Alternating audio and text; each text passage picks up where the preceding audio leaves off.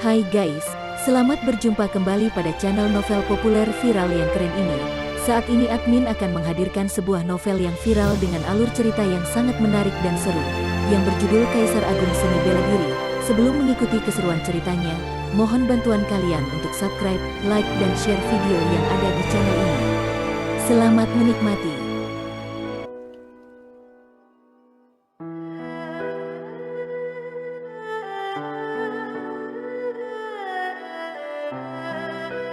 Kaisar Agung Seni Bela Diri Bab 50. Aku berada di peringkat 936, ekspresi wajah Kan tampak muram seketika setelah melihat urutan peringkatnya. Dia mencapai level ketiga tingkatan lautan energi hanya pada usia 15 tahun ketika berada di kota Gunung Hujan. Bahkan para elit berbakat dari Balai Seni Bela Diri pun kalah darinya. Tidak hanya itu, dia mendapat warisan teknik pedang peringkat kelima karena adanya peluang khusus.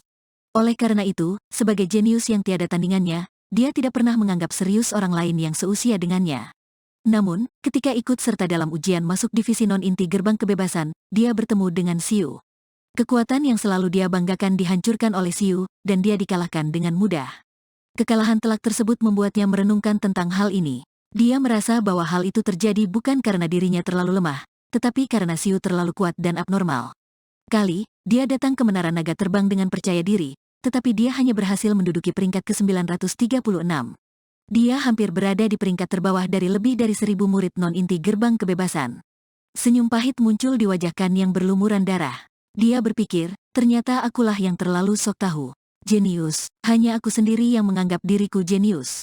Jangan terlalu sedih, sebuah suara tiba-tiba terdengar di telinga Kan. Kan menoleh ke belakang dan melihat Xiu berdiri di belakangnya. Divisi non-inti Gerbang Kebebasan hanya menerima 3 murid setiap tahunnya. Murid terlemah berada di level kedua atau ketiga alam laut energi ketika mereka memasuki sekte. Bahkan murid baru yang bergabung dengan sekte tahun lalu telah berlatih selama setahun sebelum kita. Jadi, wajar saja jika kita berada di peringkat bawah pada awalnya. Xiu berkata sambil tersenyum, ku dengar bahwa banyak pendatang baru yang bahkan tidak dapat masuk ke dalam peringkat 1000 besar.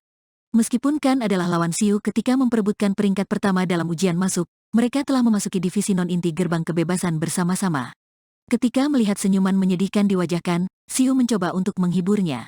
Terima kasih, Xiu. Kan menarik napas dalam-dalam, dan dia merasa lebih baik setelah mendengarkan ucapan Xiu. Kan telah berlatih seni bela diri sejak masih kecil dan tidak pernah mengalami kemunduran. Dia telah mengalami serangkaian kemunduran baru-baru ini, yang hampir membuatnya kehilangan kepercayaannya terhadap seni bela diri.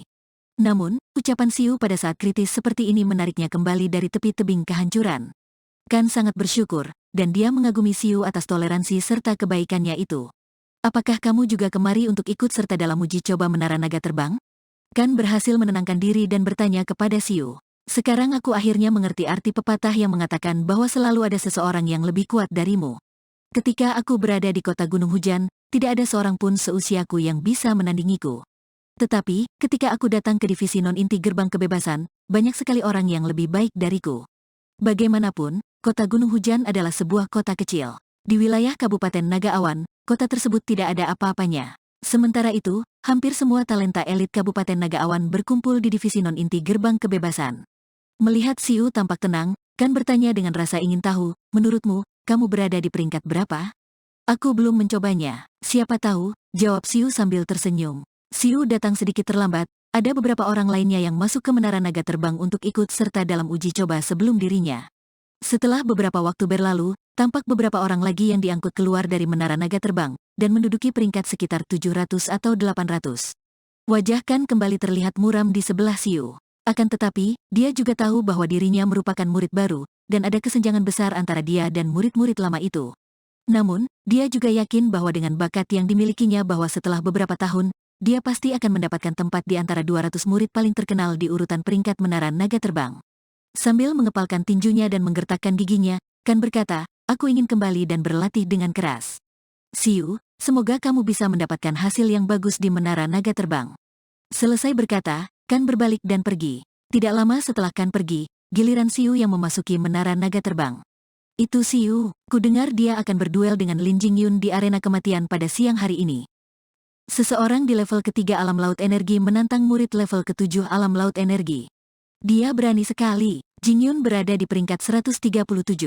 Jika dia tidak bisa mencapai peringkat 150 besar, dia pasti akan mati di tangan Lin Jingyun. Seorang pria di level ketiga alam laut energi ingin menduduki peringkat 150 besar? Apakah kamu bercanda? Mereka yang bisa masuk ke peringkat 150 besar setidaknya telah mencapai level ketujuh alam laut energi. Jika seseorang di level ketiga bisa masuk peringkat 700 besar saja, akan dianggap sebagai jenius. Semua orang membicarakan Xiu, tetapi tidak ada yang yakin dengan kemampuannya karena murid-murid non-inti itu merupakan jenius dari keluarga seni bela diri terkenal dan balai seni bela diri di Kabupaten Naga Awan, sebelum datang ke divisi non-inti Gerbang Kebebasan. Setiap tahunnya akan ada kandidat yang meraih peringkat pertama dalam ujian masuk ke Gerbang Kebebasan. Oleh karena itu, akan ada sejumlah besar murid peringkat pertama di dalam divisi non-inti Gerbang Kebebasan. Ketika para murid membicarakan Xiu, Xiu berjalan memasuki lantai pertama menara naga terbang. Formasi di lantai pertama langsung diaktifkan seketika itu, dan Xiu tampak berada di sebuah padang rumput yang luas. Aum, satu persatu binatang buas terdengar meraung. Tidak jauh dari Xiu, terdapat 15 binatang iblis. Memiliki cakar tajam, tatapan mata yang haus darah, dan taring ganas. Mereka semua adalah binatang iblis tingkat kedua, dan masing-masing memiliki aura yang setara dengan kultivator seni bela diri di level ketiga tingkatan lautan energi. Ujian di lantai pertama menara naga terbang adalah menghadapi 15 binatang iblis tingkat kedua.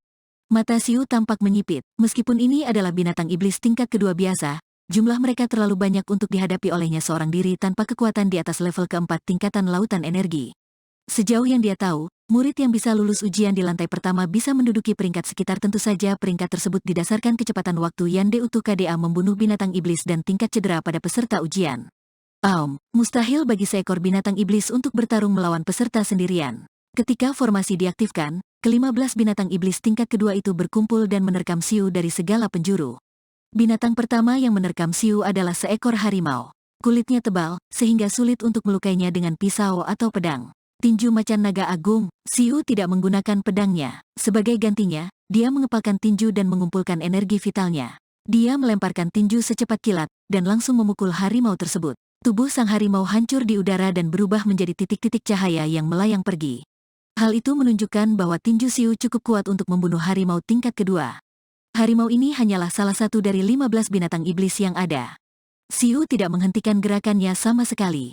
Saat binatang iblis lainnya menerkam ke arahnya, sekilas cahaya dingin melintas di matanya. Prang, pedang Xiu tiba-tiba terhunus. Seperti seberkas cahaya hitam, pedang bayangan miliknya menampilkan jurus pertama ilmu pedang cahaya kilat, yaitu pedang kilat. Cahaya pedang tampak menyala, dan darah memercik kemana-mana. Kepala kedua binatang iblis itu terpotong dalam sekejap, kemudian tubuh mereka hancur dan menghilang. Hampir mustahil untuk melihat gerakan pedang Xiu dengan mata telanjang. Orang-orang hanya bisa melihat cahaya hitam yang berkedip-kedip seperti guntur. Setelah beberapa saat, ke-15 binatang iblis tingkat kedua dibunuh oleh Xiu.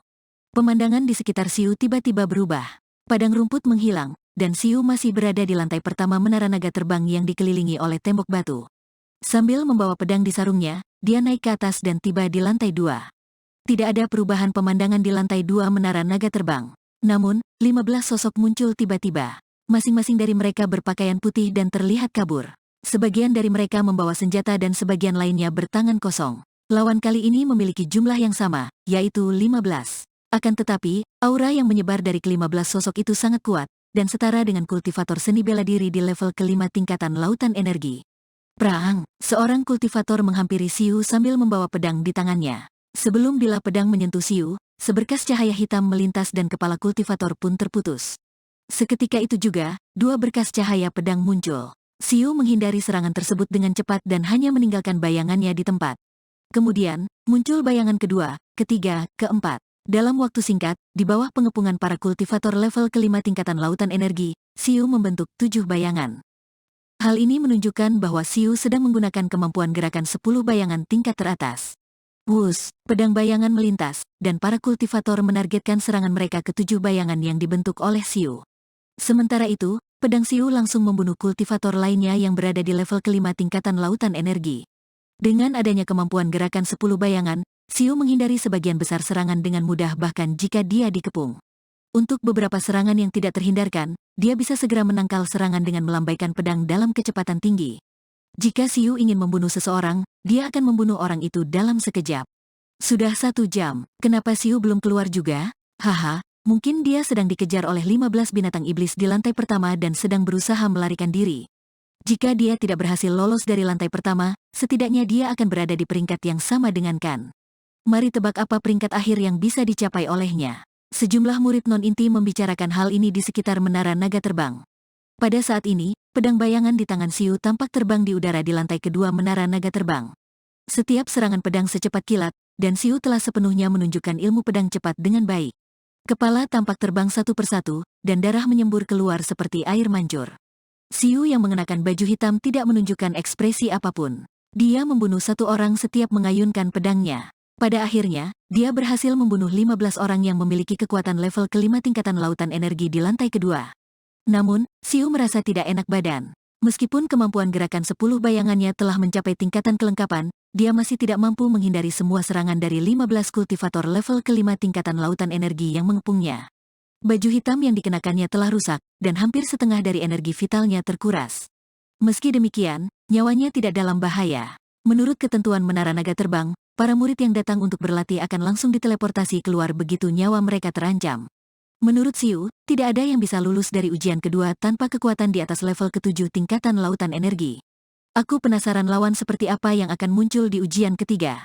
Dengan semangat juang yang besar di matanya, Xiu segera berjalan menaiki tangga menuju lantai ketiga. Pemandangan di sekitarnya langsung berubah ketika menginjak lantai ketiga, es dan salju memenuhi pandangannya, dan terdapat gunung-gunung yang menjulang di depannya. Suara berderit terdengar ketika Xiu berjalan di atas salju.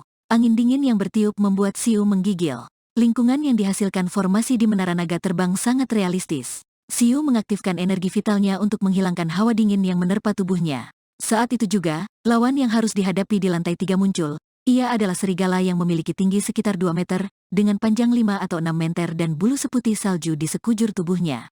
Serigala iblis salju. Xiu menyipitkan matanya dan terlihat serius. Ini adalah binatang iblis tingkat kedua, tapi serigala ini merupakan yang terbaik di antara semua binatang iblis tingkat kedua. Bahkan seorang master di tahap akhir alam laut energi pun mungkin tidak bisa mengalahkannya sendirian. Sementara itu, ada 15 serigala iblis salju di depan Xiu saat ini. Setiap serigala iblis terlihat kuat dan bermata merah seolah-olah sedang kelaparan. Serigala ini memiliki aura jahat yang kuat dan cukup agresif. 15 serigala iblis salju setara dengan 15 kultivator yang berada atau bahkan di atas level ke-7 alam laut energi. Bunuh mereka, Xiu berseru dan bergerak maju dengan pedangnya. Tanah ditutupi dengan kain berwarna perak, dan hanya cahaya pedang hitam yang tampak melesat di udara. Dalam waktu singkat, tubuh Xiu berlumuran darah. Sebagian darah berasal dari serigala iblis salju, dan sebagian darah berasal darinya. Mayat serigala iblis salju jatuh ke tanah satu demi satu, dan kemudian mereka berubah menjadi titik-titik cahaya dan menghilang. Namun, proses pertarungan yang realistis dan darah yang berterbangan tampak sangat nyata. Prat, ketika cakar tajam menyerbu ke arahnya, Xiu tidak mampu mengelak lagi. Dia berusaha sekuat tenaga untuk menghindari serangan mengenai bagian tubuhnya yang vital. Daging di bahu kirinya terkoyak, dan darah mengalir keluar. Pada saat yang sama, kekuatan besar dari serigala iblis salju kembali menjatuhkan Xiu hingga membuatnya berguling di atas salju. Sepertinya kekuatanku belum cukup untuk menjadi yang tak terkalahkan di alam laut energi. Xiu mengaktifkan teknik kultivasinya. Aliran energi kehidupan yang kuat menyebar dari cakram dunia hidup dan mati di bidang eliksirnya dan terus memperbaiki vena kehidupannya yang cedera. Xiu tidak takut terluka, tetapi energi vitalnya hampir terkuras habis. Bagaimanapun, basis kultivasinya masih rendah. Dia hanya berada di level ketiga alam laut energi, tetapi energi vitalnya lebih kuat dan lebih murni daripada orang lain di alam yang sama. Hal yang membuatnya terlihat kuat adalah ilmu pedang dan keterampilan gerakannya sendiri. Meski demikian, semakin kuat gerakannya, semakin banyak energi vital yang terkuras. Meskipun energi vitalku hampir habis, seharusnya aku masih bisa lulus dari ujian lantai ketiga. Xiu mengepalkan pedang bayangan yang berlumuran darah, dan tatapan matanya penuh dengan niat membunuh.